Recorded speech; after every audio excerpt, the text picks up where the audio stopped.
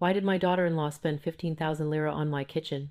Should I ask her, or will she understand when she finds out I've moved? My son and daughter-in-law told me they trusted me.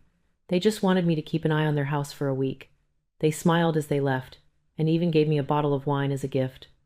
But they forgot to turn off the cameras. Or maybe they didn't want to turn them off.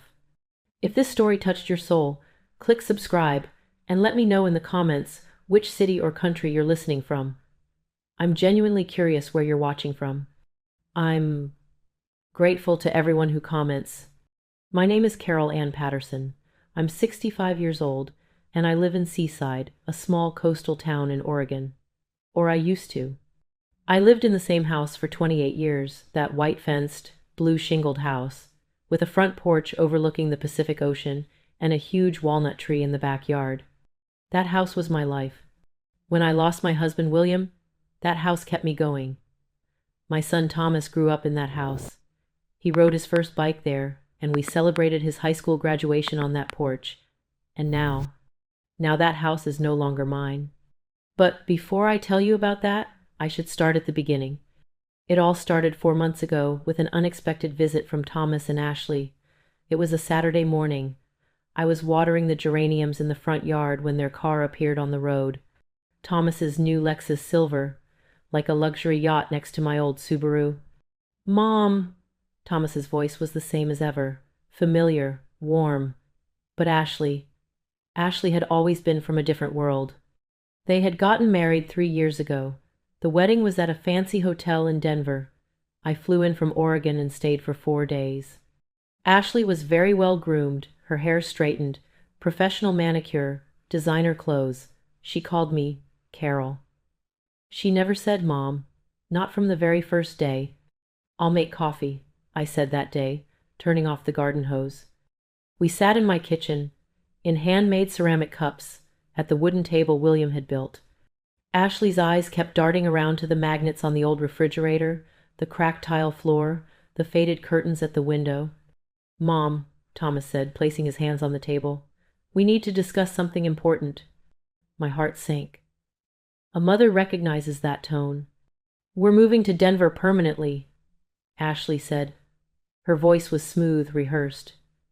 "Thomas was offered a CEO position, and we want you to be close to us," Thomas quickly interjected. "Close to us? There are wonderful nursing homes in Colorado," Ashley said. Nursing homes, the way she said the word, as if she were suggesting a spa. 15 minutes from our neighborhood, we can visit twice a week." I pulled my hands away. This town is my home. Your father is here. In the rose garden. William's grave was at Sunset Hills Cemetery. On that hill overlooking the ocean, I went every Tuesday and told him my weekly stories. Thomas's eyes were moist. But Ashley had a small smile on her lips, almost satisfied. In the weeks that followed, the phone calls started coming. "Mom, have you made up your mind?" Thomas's voice always sounded anxious. Ashley's voice in the background, clear, sharp, directive. "You're all alone in Oregon. Wouldn't it be much safer to be with us in Denver?" But I wasn't alone. I had my weekly book club, my yoga class, my neighbors, my walks by the sea. I had a life. Until that day came. It was early October. The maple trees had turned golden yellow. The doorbell rang. The FedEx delivery person was holding a medium-sized box. "Mrs. Patterson, can I get your signature?" When I opened the box, I found a bottle of Oregon wine and an envelope. It was Thomas's handwriting. "Mom, Ashley and I will be in Seattle next week for a conference. Can you look after our house in Denver? Just 6 days. Feed the cat, water the plants." I put the plane ticket and the key in the box. A plane ticket, round trip, and a modern smart key.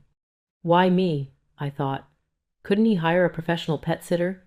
Didn't they have friends in Denver? But then I understood. I heard Thomas's voice, as if whispering in my ears. "I want you to see Denver, Mom. Maybe you'll change your mind." It wasn't an invitation. It was manipulation. Still, I went. Because I recognized that pleading tone in Thomas's voice. Because my son had changed my life for years. Couldn't I help him for a week? The day I flew to Denver, the sky was so blue I squinted. Thomas and Ashley's house was in the Cherry Creek area, modern, white, glass-fronted. It was 3 times the size of my little blue house. "Welcome!" Thomas greeted me at the door. Ashley stood behind him, looking at her laptop. "It's all very simple," Ashley said, without looking up from the screen. "The cat food is in the kitchen cupboard. I left a list for the plants. The Wi-Fi password is on the fridge. Oh, and please don't go into one of the rooms that's my office. I have important documents there." "Of course," I said. But something gnawed at me. Trust, I thought. Is this how trust is shown? Thomas hugged me tightly. "Thanks, Mom. You're a lifesaver." After they left, I was alone in that big house. Silence filled my ears. Modern minimalist furniture, white walls, no photos, no memories. The first day, I just did my chores. I fed the gray cat named Smokey. I watered the plants. I got the mail. On the second day, I noticed something. In the corner of the living room, on top of the TV, there was a small camera. The red light was blinking. It was recording. A pet camera, I thought, to watch Smokey. But then I saw another one, in the kitchen, on the counter. And another one, in the hallway. I counted 5 cameras in total. They were watching me from every corner of the house. Why so many? I asked myself. And why didn't they tell me? The third night, I couldn't sleep. The bed in the guest room was too hard. I went downstairs to make some hot milk. While standing in the kitchen, the camera was in the corner of my eye. That red light. And then I thought, how are they watching the recordings? Ashley's laptop was on the table in the living room. "Don't go into my office," she had said. But this laptop wasn't in the office. It was here. My hands were shaking as I opened it.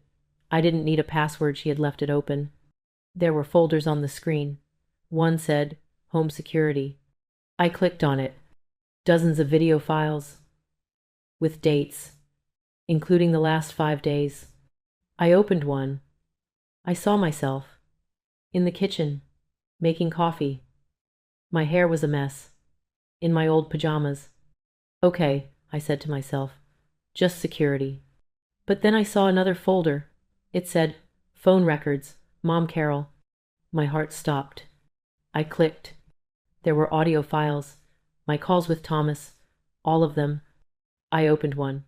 My own voice came out of the speaker. "Thomas, I'm not moving to Denver. This is my home." Then Thomas's voice. "I understand, Mom. I won't pressure you." But the recording didn't end there. I heard another voice. "Ashley. Useless. Stupid woman. Maybe if we brought her home, we could see how comfortable she could be." Thomas's voice tired. "Ashley, please." "No, Thomas. That house has to be sold. That money is our retirement fund, not that old cabin in Vermont." My breath caught. "We'll put her in a nursing home," Ashley continued. "She'll forget that house in 6 months. And we can finally live our own lives." The recording ended there. I collapsed to the floor. The laptop was in my lap. My eyes were glued to the screen. That house must be sold. Our retirement fund. William's house. The life we built together. And Thomas had listened silently. He hadn't said anything except please. On the 4th day, I acted as if nothing had happened. I fed Smokey. I watered the plants. I smiled for the cameras. But when night came, I returned to that laptop. There were more recordings, older dates. "Why is your mother still living in that house, Thomas? She's 65, alone. Does that make sense?" "Maybe. Maybe she's happy?" Ashley's laughter. "Happy? At that age? In that house? She's just being stubborn. She needs our help, but she doesn't want to see it." Another recording. "I offered to look for a house for her this week. She'll see Denver. She'll understand how much better it is here." "What if she doesn't?" "She will, Thomas, because we won't give her any other choice." When I closed the laptop, my eyes were dry. I hadn't cried, because anger had overcome the pain. "I want to ask you a question. Have you ever been manipulated by someone you trusted? Have you ever realized that they used love as a tool to control you? I had learned to be silent for 50 years, to be a good wife, a good mother. But being silent didn't mean being weak, and I wasn't going to be silent anymore. On the 5th day, my plan was ready. I sent all the voice recordings to my email address, all the camera footage, everything. Then I went into Ashley's office. "Don't come in," she had said, but I didn't care anymore. There was a cabinet in the office. It was locked, but the key was in the desk drawer. People always hide the key, in the most obvious place. There were documents inside, documents about my house, the real estate appraisal report, a draft sales agreement with my forged signature, nursing home brochures. There was even a note in Ashley's handwriting, Carol's signature to be taken care of at the notary. To be taken care of at the notary. They were going to trick me. Maybe they would spike my drink. Maybe they would say, it's just a formality. But they were going to take that house from me. William's house. On the 6th day, when Thomas and Ashley returned, I was ready. "Mom!" Thomas smiled at the door. "How did it go?" "No problems, right?" "None," I said calmly. Everything was perfect. Ashley came in and headed straight for her office. She returned a few minutes later. Her face was tense. "Did you go into my office?" she asked. Her voice was sharp. "Yes," I said. "I did." Thomas froze. "Mom, I found the voice recordings," I said quietly. "The camera footage, the real estate documents, all of it." Ashley's face drained. "You were testing me," I continued. "This wasn't a house viewing invitation. It was a trap. To get me to Denver, to get me used to it, then to sell my house, to lock me up in a facility. And I would just quietly accept it, right?" "Mom, please," Thomas said. His voice trembled. This is a misunderstanding." "A misunderstanding?" I pulled out my phone. "There are voice recordings. Ashley's own voice. Stupid woman. That money is OUR retirement fund. Is there anything I'm misunderstanding, Thomas?" Ashley stepped forward. "Look, Carol, you're getting old. That house is too big for you. We were just—" "For me?" My voice rose for the first time. "For me? You were planning to sell that house and use the money for your own retirement?" We were just thinking about your future." Thomas's voice trailed off. "No," I said. "You were thinking about your own future, and you saw me as old, weak, controllable." I grabbed my bag. I headed for the door. "Mom, wait!" Thomas came up behind me. I turned around. I looked at him one last time. My son. The son I made school lunches for, told bedtime stories to, celebrated every achievement of. "Thomas," I said softly, "you watched silently. You let Ashley plan everything. You didn't defend me. You didn't trust me.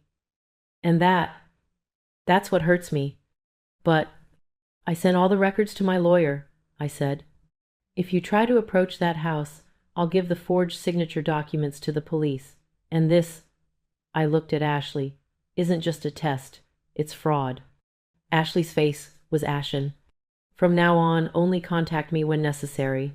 Holidays, birthdays, but don't interfere in my life, my home, my decisions." I walked out the door.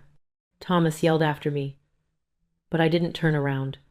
Now, 4 weeks later, I'm sitting in my house in Oregon, on my porch, listening to the ocean breeze. Thomas called once. "Mom, I'm sorry, I know," I said. "But I'm not staying silent anymore, Thomas, and you need to stop treating me like a weak old woman." I hung up the phone. Ashley never called, but she made her social media account private. She must think the recordings are with someone else. And me? I'm still in the same house. I water my geraniums. I go to my book club. I visit William's grave. But I'm not silent anymore. Because I realize that silence isn't always power. Sometimes silence is letting others steal your voice. And my voice is still here, strong, clear, alive. By the end of October, everything in Seaside seemed to be back to normal. But I wasn't the same anymore.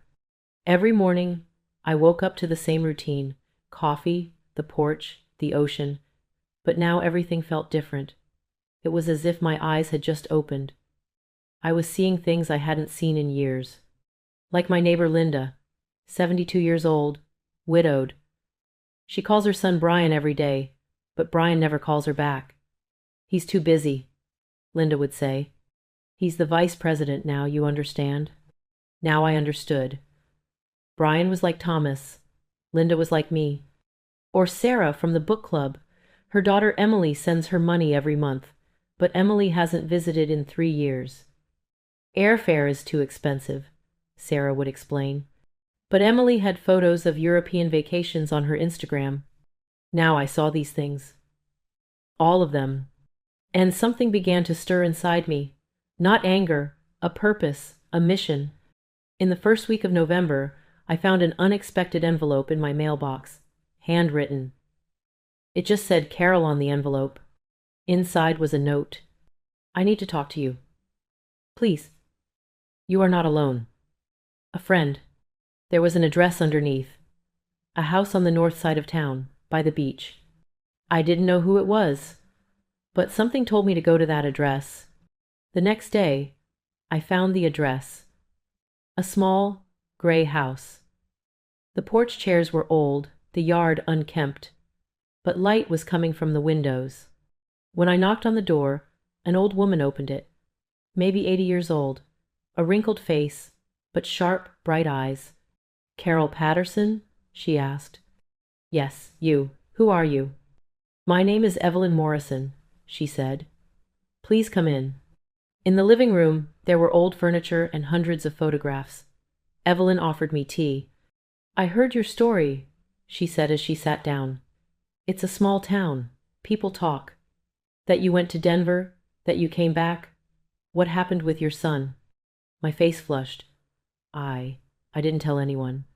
Linda told me, Evelyn said softly. You must have told her. And Linda told me. Because I went through the same thing. 30 years ago. I set down my tea. You too? Evelyn nodded. My daughter Rachel, her husband David, they wanted to move me to Florida. Warmer, they said. Better health care. But the real reason was my house. In Portland, downtown. It was valuable. Her voice trembled.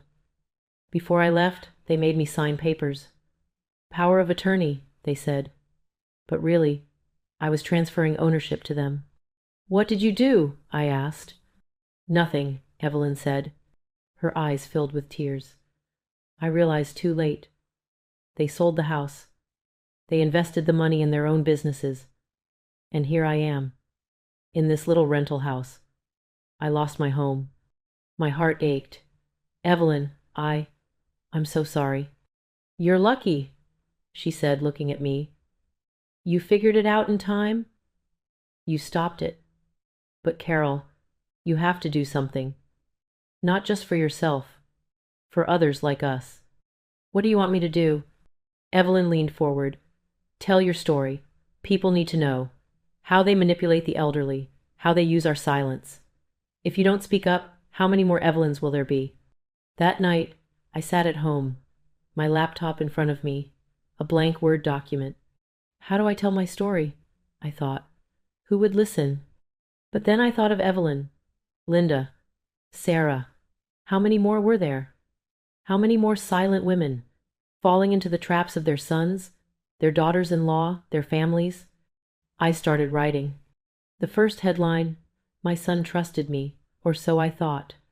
I wrote for hours, every detail, the trip to Denver, the cameras, the voice recordings, Ashley's office, the fake documents. And finally, I wrote the last sentence. If you find yourself in a similar situation, please know you don't have to stay silent, and you are not alone. When I finished writing, it was 3 a.m, but I had to finish. The next day, I sent the article to the town's local newspaper, the Seaside Chronicle, a small paper, but a start. A week later, my article appeared on the front page. The headline was different. Elder Manipulation, a seaside resident's story. The phone started ringing. The first caller was Linda. Carol, Is that you in the paper? I read it. I. I cried. Then Sarah called. I have a story too. Emily. She did similar things. Can I talk to you? Then strangers called. A woman from Portland. My daughter did the same thing. When I read your story, I realized I wasn't alone. A man from Eugene. My son put me in a nursing home. Against my will. Your story gave me courage. I hired a lawyer. Within a week, I received over 100 calls. Emails came, letters. They all told the same story. Different names, different cities, but the same pain, the same betrayal. In early December, we held a meeting at the Seaside Community Center. It was Evelyn's idea. A support group, she said, to educate the elderly against manipulation, to teach them their legal rights. 40 people came to the meeting. Most were over 60. But there were some younger people, 2 conscience-stricken children, grandchildren wanting to help their parents. At the first meeting, everyone told their story. Martha, 68. Her grandson pretended to be learning hacking and stole her bank passwords. He emptied her savings. George, 74. His daughter installed cameras in his house for security. Then she started controlling George's every move. Why are you out at 10 o'clock? I told you not to eat that meal. George felt like a prisoner in his own home. Patricia is 70 years old. Her son-in-law was a real estate agent. He asked Patricia to sell her house for investment. The money was to be deposited into a safe account, but the money was never seen again. Each story broke my heart, but it also strengthened me. We will not be silent, I said at the end of the meeting.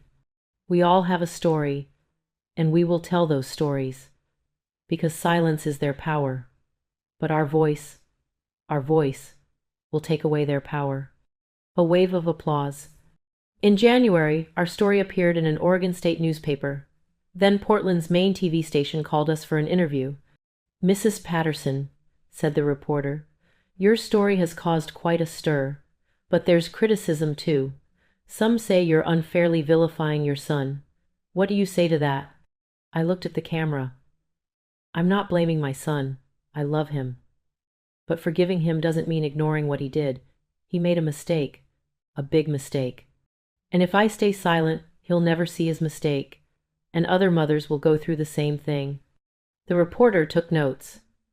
So what will you do now? I'll keep talking, I said, because I don't know how many Patricias there are, how many Georges, Marthas, Evelyns, but I want them to know they're not alone anymore. When the interview aired, the phone went crazy again. But this time, it wasn't just older people calling. Lawyers called. I specialize in elder law. I'd like to offer free consultation. Social workers called. Can I join your support group? I can give educational seminars. And, most importantly, young people called. A woman crying, my mother died last year. My sister put her in a nursing home. My mother was unhappy. I should have done something, but I didn't. Now it's too late. But I want to help others. A man. My father is in the same situation right now. My brother is pressuring him to sell the house. What should I do? I helped them. I referred them to a lawyer. I explained their legal rights. I invited them to a support group. In February, something happened. Thomas called. When I answered the phone, I was surprised to hear his voice. Mom, he said, his voice was broken. I saw your interview. I was silent. You were right, he continued. You were right about everything. I acted like a fool. I went after Ashley. I didn't listen to you. I didn't trust you. My heart tightened. Thomas, I broke up with Ashley, he said, 2 weeks ago, because I realized she only cared about the money, not me, definitely not you. My eyes filled with tears. I'm sorry. No, he said. I'm sorry, Mom. I'm so sorry. I didn't deserve to lose you. But I understand if you don't forgive me. I want to ask you a question. Does forgiving mean forgetting? When you forgive someone, do you erase what they did? I don't think so.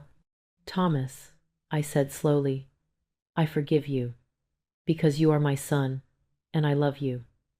But trust must be rebuilt, and that takes time. I know, he said, and however long it takes, I will earn it, Mom, I promise. In March, our support group became official. Silent No More. The state of Oregon granted us nonprofit status. Now we have branches in 3 cities: Portland, Eugene, Seaside, weekly meetings, free legal counseling, educational seminars, and most importantly, stories. We've collected hundreds of stories. We publish them on our website. People read them, recognize themselves, take action. Evelyn now works with me. My home won't come back, she says, but I can save other people's homes. Linda joined too. She confronted Brian. Brian apologized, but Linda is cautious now. Trust is easily broken, hard to repair, she says. Sarah wrote a letter to Emily. Emily didn't respond, but Sarah isn't upset about it anymore. I did what I could, she says. The decision is now hers. In April, a national news network reached out to us. CNN. They were making a documentary about elder rights, financial abuse, family manipulation. We want to center your story, Mrs. Patterson, said the producer. Because you're not just a survivor. You're someone who started a movement. The documentary aired in May. The silent struggle. My story, Evelyn's story, Martha's, George's, Patricia's stories. They were all there. And finally, expert interviews. Lawyers, psychologists, social workers. Elder financial abuse costs the U.S. $3 billion annually, said one expert, and 90% of the perpetrators are family members. Most victims are women, said another expert, because women are raised to be silent, to conform, to protect the family. But people like Carol Patterson are breaking that silence, said a psychologist, and that takes real courage. After the documentary aired, my life changed. I was invited to speak at conferences. I gave seminars on protecting the rights of the elderly at universities, law schools, community centers. I received a book offer to write my story. I accepted. And, most importantly, thousands of people reached out to me, thanking me, sharing their stories, asking for help. I responded to each one, because this was no longer just my story. It was all of our stories. In June, Thomas visited. He flew from Denver to Oregon. We sat on the porch. We looked at the ocean. Mom, he said, I watched the interviews. I watched the documentary, and I realized you didn't just save yourself. You saved thousands of people. I smiled. I didn't do anything, Thomas. I just spoke up. I stopped staying silent. No, he said. You did so much more than that. You taught me something. What trust, respect, and love mean. And I had lost that. But now I found it. I held his hand. You're still my son, Thomas. You made a mistake. A big mistake. But people make mistakes. The important thing is to admit the mistake. To change. I'm changing, he said. I've started therapy. I'm facing myself. And one day, maybe you can trust me again. One day, I said. But don't rush it. It takes time. In July, our organization, Silent No More, held a national conference in Washington, D.C. Hundreds of participants came.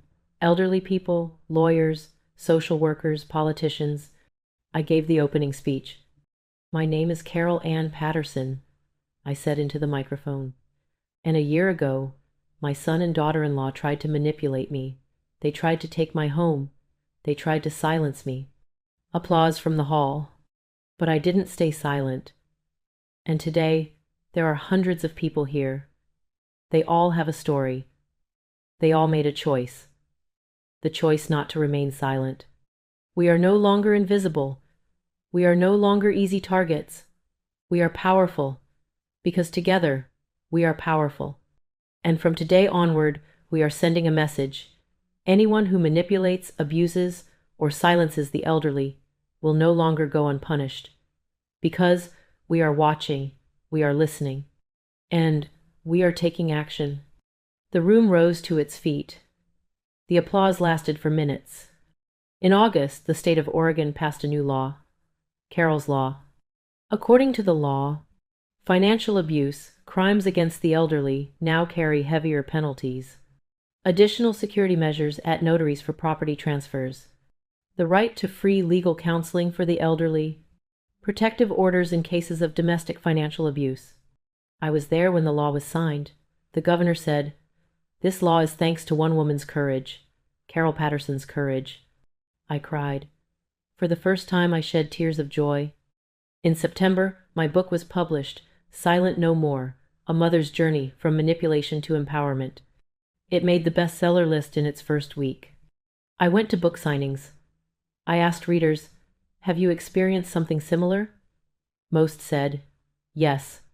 A woman held my hand and said, "You found my voice. I've been silent for years, but now I'm speaking out. Because of you." In October, a year had passed. Since the day I first went to Denver, I sat on the porch with Evelyn.